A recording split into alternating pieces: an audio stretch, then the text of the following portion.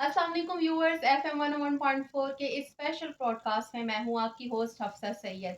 और आज के पॉडकास्ट में हमारे साथ जो गेस्ट यहां पर स्टूडियो में मौजूद हैं उनका नाम है मोहम्मद अदील राजा। अदील राजा साहब वैसे तो किसी भी तारुफ के मोहताज नहीं है, लेकिन उन्होंने जो हमारे मुल्क के लिए किया है, जो आज़ाद कश्मीर के लिए किया है, पाकिस्तान के लिए किया है, उसके बारे में थोड़ा सा इंट्रो देना तो बनता है। इतने सारे कारनामे हैं अदील राजा साहब के। सबसे पहले मैं आपको स्टूडियो में खुशामदीद कहती हूँ। अस्सलाम वालेकुम। वालेकुम, थैंक यू वेरी मच। कैसे हैं आप? जी, ठीक है? अल्हम्दुलिल्लाह। थोड़ा-सा मुझे अपने बारे में बताइएगा ताकि हमारे जितने व्यूअर्स हैं वो भी जान सकें। सबसे पहले तो मैं एफ़एम 101 का शुक्रिया अदा करता हूँ कि हमेशा उन्होंने पॉज़िटिव एक्टिविटीज़ को प्रमोट किया है और हमें भी हमेशा से उन्होंने बुलाया है इस मामले में और हम उनका शुक्रिया अदा करते हैं, स्टाफ़ का शुक्रिया अदा करते हैं। तो बेसिकली मैं मार्शल आर्ट की फ़ील्ड से ताल्लुक़ रखता हूँ और तकरीबन पिछले 15 साल से मैं मार्शल आर्ट की ट्रेनिंग खुद भी कर रहा हूँ और बाकी लोगों को भी इस तरफ एनकरेज करता हूँ कि लोग आके मार्शल आर्ट सीखें। मैं 2018 में नेशनल चैंपियन बना। जी। उससे पहले मैंने सूबाई काफ़ी सारे टाइटल जीते ज़िले की सतह पे। तो मुझे जब मैं नेशनल टूर्नामेंट जीता तो फिर मुझे सेलेक्ट किया गया जापान के लिए। जी। मैं जापान में पहले अपना इंटरनेशनल टूर्नामेंट खेला पर वहाँ पे मैं कोई ट्रॉफ़ी नहीं जीत सका। पर मैंने सीखा वहाँ से बहुत कुछ। फिर 2019 में जो मलेशिया में टूर्नामेंट हुआ, वहाँ पे मैंने 33 कंट्रीज़ थे और वहाँ पे अल्हम्दुलिल्लाह अपने मुल्क का नाम रोशन किया और सेकंड पोज़ीशन हासिल की। सिल्वर मेडल हासिल किया। उसके बाद 2025 में उज़्बेकिस्तान में जो सेंट्रल एशियन टूर्नामेंट था, उसमें भी मैंने सेकंड पोज़ीशन हासिल की और अभी रिसेंटली 2000 जो सितंबर है, इसमें मैं रशिया गया और रशिया में मैंने अल्हम्दुलिल्लाह बहुत अच्छा परफ़ॉर्म किया और तीसरी पोज़ीशन हासिल की। और ये जो मेरे नज़दीक सबसे अच्छी परफ़ॉर्मेंस मेरी यही है। जो लोग मार्शल आर्ट से वाक़फ़ियत रखते हैं, वो जानते हैं कि रशिया में परफ़ॉर्म करना कितना मुश्किल है। और अल्हम्दुलिल्लाह अल्लाह ने मुझसे परफ़ॉर्मेंस वहाँ पे कराई और इस पे मैं अल्लाह का शुक्र अदा करता हूँ। और अपने जो पेरेंट्स हैं उनका भी शुक्र अदा करता हूँ, अपने टीचर्स जिन्होंने मुझे ट्रेन किया और जिन्होंने मुझे स्पॉन्सर किया सोनी ड्रेसेस, उनका भी मैं शुक्रिया अदा करता हूँ कि उन्होंने मेरे लिए एक राह बनाई और अल्लाह ने मुझसे परफ़ॉर्मेंस करवाई। अच्छा अदील, आपने डिफरेंट कंट्रीज़ में परफॉर्मेंसेस अपनी दी है, अपने मुल्क का नाम रोशन किया। जैसे कि आपने बताया कि उज़्बेकिस्तान में, रशिया में, मलेशिया में आपने परफॉर्मेंसेस दी है। तो ऐसी कौन-सी एक स्पेसिफिक या कोई कॉमन सी चीज़ है जो आपने तीनों कंट्रीज़ में नोटिस की हो या आपको अपनी परफॉर्मेंसेस देते हुए लगा हो कि मैं इस कंट्री में ज़्यादा कंफर्टेबल रहा हूँ या मेरा इन लोगों के साथ जो इंटरेक्शन रहा है वो ज़्यादा अच्छा रहा है? या कहाँ पे आपको अपनी परफॉर्मेंस से देते हुए ज़्यादा अच्छा फ़ील हुआ है?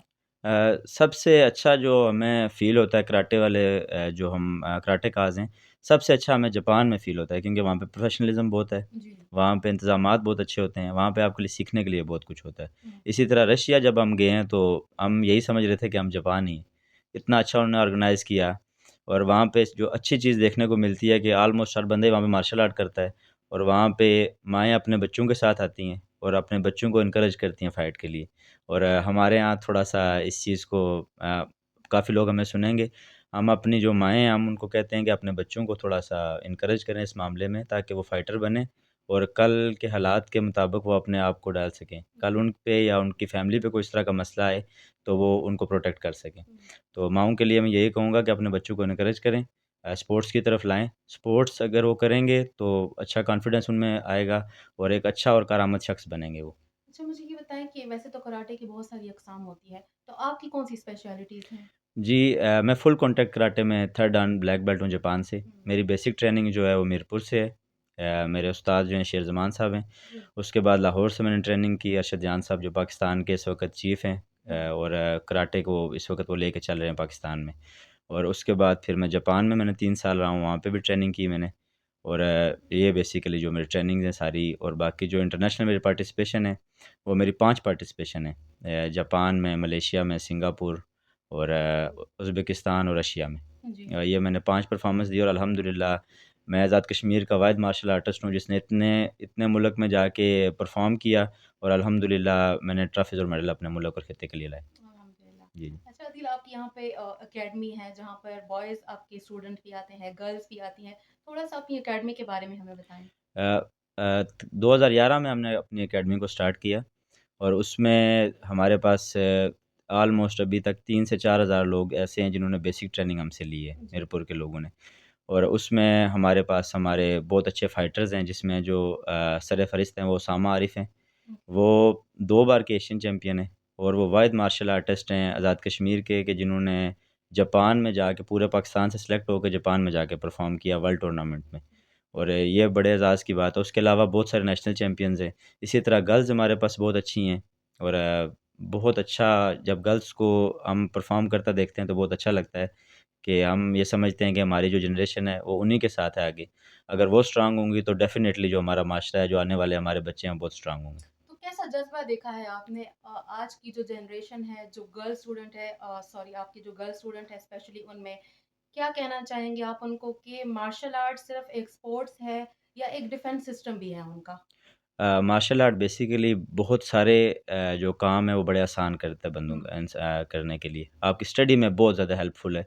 ये हम आपको इसका डाटा भी दे सकते हैं जी। कि जो बच्चे हमारे पास आते हैं वो स्टडी में अक्सर पेरेंट्स का होता है कि शायद स्टडीज़ में अच्छे ना हों। हुँ, बहरहाल जब वो कराटे जॉइन करते हैं तो स्टडीज़ मज़ीद उनकी बेहतर हो जाती हैं और वो वालिदैन बड़े सैटिस्फ़ाई होते हैं और बड़े एतमाद करते हैं कि बच्चों को जाना चाहिए। क्योंकि आप इस बात ये बात ऐसी है कि आपका अच्छा आपकी जिस्म आपका अच्छा है, आप फ़िज़िकली अच्छे हैं, मेंटली मेंटली डेफ़िनेटली अच्छे होंगे।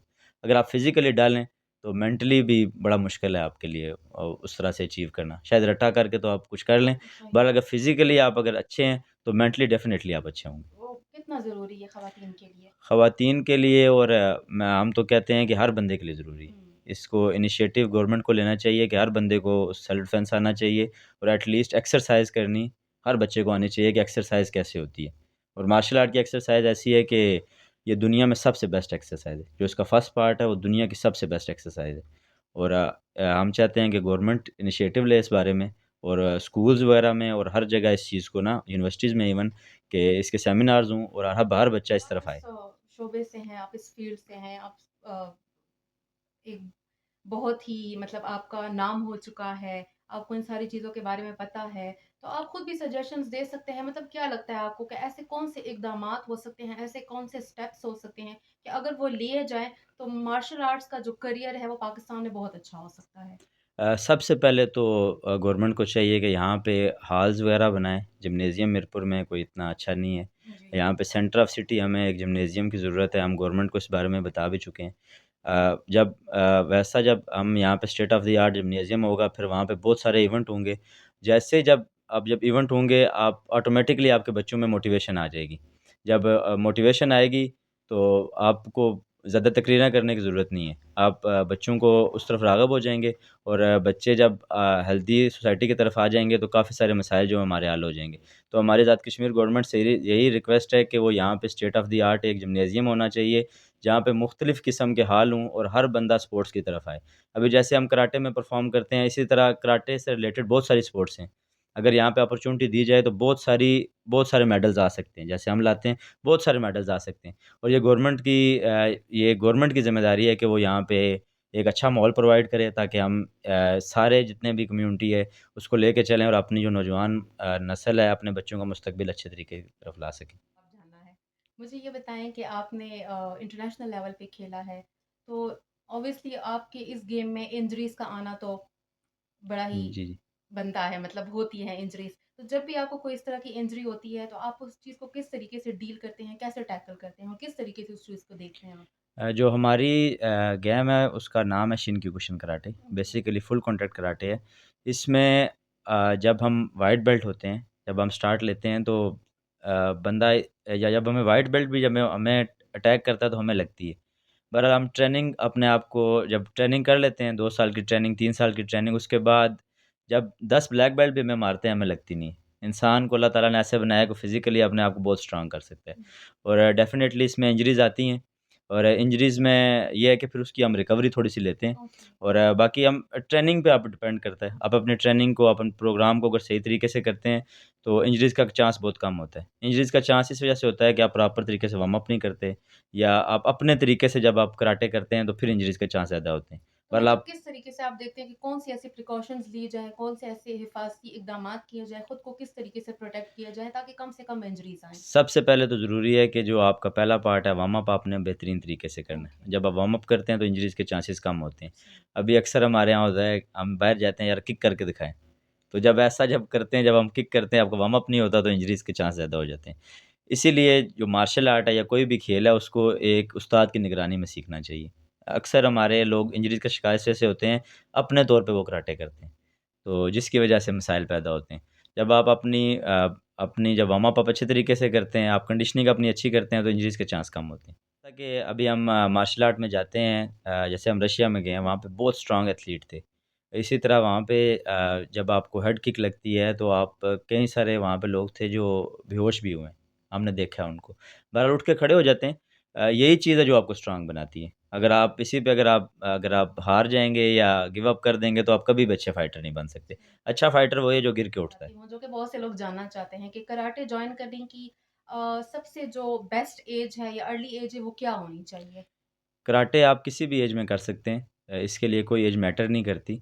बहरहाल अगर आपने एथलीट बनना है तो 5 साल से लेके 14 साल की जो एज है वो बहुत अच्छी है, और उसके बाद अगर आप 19-20 साल की उम्र में भी अगर आप बनना चाहते हैं, उस वक़्त आप मैच्योर होते हैं। आपको समझ होती है कि आपने कैसे करना है। बॉडी किस तरीके से डिफरेंटली रिएक्ट करती है जब आप अर्ली एज में जॉइन करते हैं या फिर आपकी जब एज 20-25 हो जाती है? किस तरीके से दोनों उसमें बॉडी रिएक्ट करती है आपकी? जो बचपन में आप अगर करते हैं तो आपकी फ्लेक्सिबिलिटी ज़्यादा अच्छी होती है। ठीक आप है। फ्लेक्सिबल होते हैं, आप उसको लेके चलते हैं तो आप जब बड़ी एज पे जाते हैं आपको किक्स वगैरह करने में या स्ट्रेचिंग में इतनी प्रॉब्लम नहीं होती।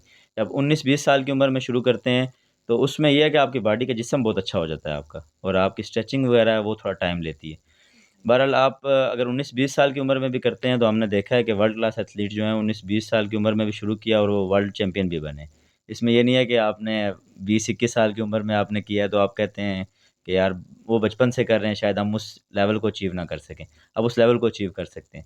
बाकी कराटे के लिए कोई एज भी मैटर नहीं अच्छा, करती। मतलब कोई लिमिटेशन हाँ, नहीं इवन है। 60 इयर्स का बंदा भी ना उसको भी चाहिए कि वो कराटे करे। ठीक वो है। अपनी जो बॉडी को उसको फिज़िकली अच्छा होने के लिए उसे करनी चाहिए कराटे। ठीक है। इसमें कोई ऐज की लिमिट नहीं है, और अगर जैसे आपको बताया कि प्रोफ़ेशनल अगर आपने बनना है, तो बचपन से या 19, 20, 21 साल की उम्र में ना आप ठीक है। प्रोफ़ेशनल जा सकते हैं। ठीक है। अच्छा, एक और क्वेश्चन है कि जैसा कि हम सब जानते हैं कि ये जो न्यू जनरेशन है जो स्टेरॉइड्स लेती हैं, इसके क्या साइड इफ़ेक्ट्स हैं और इस बारे में आपका क्या कहना है? हम तो अपने बंधुओं को या हमारे जो पेरेंट्स आते हैं हमारे पास या जो फाइटर्स आते हैं, हम सख्ती से उनको मना करते हैं कि आपने स्टेरॉइड्स नहीं लेना। स्टेरॉइड्स एक वक़्ती आपको जो आपकी है उसको बूस्ट करता है, और इन द लॉन्ग रन आपके लिए बहुत नुकसानदेह है। आपके ऑर्गन्स फ़ेल होते हैं, और हमने इस चीज़ को देखा है। आपको इवन हार्ट अटैक होते हैं इसकी वजह से, और हम सख्ती से अपने जो फाइटर्स हैं उनको मना करते हैं, और जितने भी लोग हमारे यहाँ पे शहर में हमारे लोग जो सुन रहे हैं, और जो नौजवान आगे करियर बनाना चाहते हैं बॉडी बिल्डिंग में या पावर लिफ्टिंग में या कराटे में, हम उनको कहते हैं कि कोई शॉर्टकट नहीं है, आपने स्टेरॉइड्स की तरफ हरगिज़ नहीं आना। अपनी डाइट अच्छी रखें, अपनी प्रोटीन इनटेक अच्छा रखें, और उसके मुताबिक अपनी मेहनत के ज़रिए आप अपने लेवल को अचीव करें, ना कि स्टेरॉइड लेके अपने लेवल तक पहुँचे। अच्छा, आपने प्रोटीन की बात की है तो उसी में से एक सवाल करना चाहूँगी कि जितने भी कराटे के जो आपके लर्नर्स हैं या स्टूडेंट्स हैं आपके, इनके लिए आपकी कोई ख़ास डाइट प्लान होता है? जी बिल्कुल, कराटे वाले बंदों के लिए डाइट प्लान हम उनको एक सेट करके देते हैं। उसके मुताबिक अगर आपकी डाइट अच्छी नहीं है, आप अच्छे फाइटर नहीं बन सकते, बेशक आप 6 घंटे भी ट्रेनिंग करें। अगर आप अपनी ट्रेनिंग को अच्छा करते हैं और डाइट अच्छी रखते हैं, तो तभी आप एक लेवल को अचीव कर सकते हैं, अदरवाइज़ आप लेवल को अचीव नहीं कर सकते। उसमें हम बच्चों को बताते हैं कि प्रोटीन अच्छा होना चाहिए, जो आपकी मसल की जो फटीग है उसको कम करे, और बाकी इस तरह की चीज़ें, मीट खाना चाहिए। ये चीज़ें ज़रूरी हैं आपको आगे बढ़ने के लिए। ठीक है। अच्छा दिल, एक क्वेश्चन है जो कि बहुत ज़रूरी है आज के पॉडकास्ट में पूछना कि जितने भी ये कराटे सीखने वाले लोग हैं जो प्रोफेशनल्स हो जाते हैं, ऑब्वियसली एक स्टेज ऐसी आती है कि जहाँ पर वो हो सकता है कि उनकी जो स्किल्स है वो उसका गलत तरीके से इस्तेमाल करें, वायलेंट हो जाए। अगर आप कंपैरिजन करें तो एक नॉर्मल बंदे में और एक कराटे का जो स्पेशलिस्ट होते हैं वो डिफरेंट तरीके से वो बिहेव कर सकते हैं, एटीट्यूड उनका डिफरेंट हो जाता है। तो आपको क्या लगता है कि जितने भी कराटे सीखने वाले लोग हैं, जो प्रोफेशनल्स हैं, वो उन्हें किस हद तक अपनी इन स्किल्स का इस्तेमाल करना चाहिए? As a martial art teacher मैं आपको बताता हूँ कि जो बच्चा भी हमारे पास आता है, हम उससे ओथ लेते हैं कि आपने इस चीज़ को बाहर यूज़ नहीं करना। हुँ, अनटिल और अनलेस कि आपकी फैमिली पे या आप पे कोई मुसीबत आ जाए, तो तब आप इसको यूज़ करें। अदरवाइज़ आपने अपना जो ये आपने सीखा है इसको माशरे के लिए नुकसानदेह नहीं बनाना। आप माशरे के लिए कीमती बंदे हैं, आपने माशरे को इस चीज़ से बचाना है। अगर कोई बंदा मुश्किल में है उसको आप बचाना है। ये नहीं कि आप खुद ही वायलेंस पे उतर आएँ। और बेसिकली जो डिसिप्लिन वायलेंस वायलेंस तब आता है आप जब डिसिप्लिन नहीं होते। हम अपने बच्चों को भी डिसिप्लिन सिखाते हैं, पावर जब डिसिप्लिन में रहती है तो ठीक रहती है। अगर आप डिसिप्लिन और पावर को अलहदा कर देंगे तो वो माशरे के लिए वायलेंस बन जाएगा। और हम बच्चों को सख्ती से मना करते हैं और हमारा अल्हम्दुलिल्लाह यहाँ पे रिकॉर्ड भी है कि हमारे बच्चे जो है कभी भी बाहर जाके उन्होंने कोई वायलेंस नहीं किया। वो हमेशा एक प्रोडक्टिव हमारे लोग रहते हैं। और अच्छा अदील, एंड पे मैं चाहूँगी कि आप जितने भी हमारे व्यूअर्स हैं उनके लिए कोई मैसेज दें स्पोर्ट्स के हवाले से, स्पेशली कि स्पोर्ट्स आपकी ज़िंदगी में क्यों ज़रूरी है और क्यों अडॉप्ट करना चाहिए, ना सिर्फ कराटे बल्कि जितनी भी बाकी स्पोर्ट्स हैं उसके हवाले से भी आप थोड़ा सा बताएं। मेरा अपने नौजवानों से यही पैगाम है और उनको ये पैगाम है कि आप लोग स्पोर्ट्स की तरफ आएँ और अपनी फ़िज़िकल एक्टिविटी को जारी रखें। फ़िज़िकल एक्टिविटी ऐसी चीज़ है जो आपको एक प्रोडक्टिव इंसान बना सकती है। आपका पूरा दिन आपका फ़ोन पे रहना आपको कुछ भी नहीं देगा। टिकटॉक यूज़ करना, फ़ेसबुक यूज़ करना, ये ज़रूरी चीज़ें हैं, बहरहाल इतनी ज़रूरी नहीं है कि आप बाकी चीज़ों को आप अपनी फ़िज़िकल एक्टिविटी को छोड़ के आप इन चीज़ों की तरफ आएँ। आपका एक टाइम होना चाहिए, आपने अपने आप को डिसिप्लिन करें और फ़िज़िकल एक्टिविटी स्पोर्ट्स की तरफ आएँ। जैसा कि जितने भी हम लोग मार्शल आर्टिस्ट हैं, हम दुनिया पूरी में जाते हैं, हमने देखा है कि बच्चे बहुत स्ट्रॉन्ग हैं, बहुत डिसिप्लिन्ड हैं। उनकी वजह यही है कि वो स्पोर्ट्स करते हैं। हमारे यहाँ हमारे बच्चों को चाहिए कि वो स्पोर्ट्स करें, पेरेंट्स को भी चाहिए कि वो अपने बच्चों को मोटिवेट करें।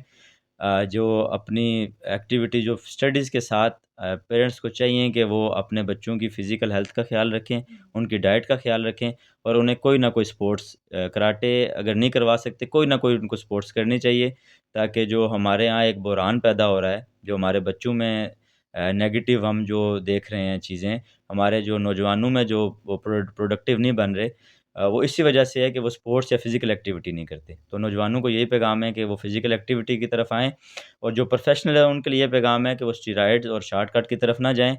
अपनी मेहनत और अल्लाह पे यकीन रखें और अपनी मेहनत के ज़रिए वो मुकाम हासिल करें, ना कि स्टेरॉइड्स के ज़रिए मुकाम हासिल करें। और हम चाहते हैं कि हमारा एक मकसद भी है जब हमने कराटे क्लब बनाया था कि मीरपुर आज़ाद कश्मीर से एक वर्ल्ड चैंपियन होना चाहिए। और उसके लिए हम चाहते हैं कि मीरपुर के लोग अपने जो बच्चे हैं वो हमारे पास भेजें ताकि हम उन्हें अच्छे तरीके से ट्रेन करके बाकी ममालिक में लेके जाएँ और एक वक़्त आए कि यहाँ से मीरपुर से भी एक वर्ल्ड चैंपियन हो, जिस पे पूरे पाकिस्तान को, पूरी दुनिया को फ़ख्र हो।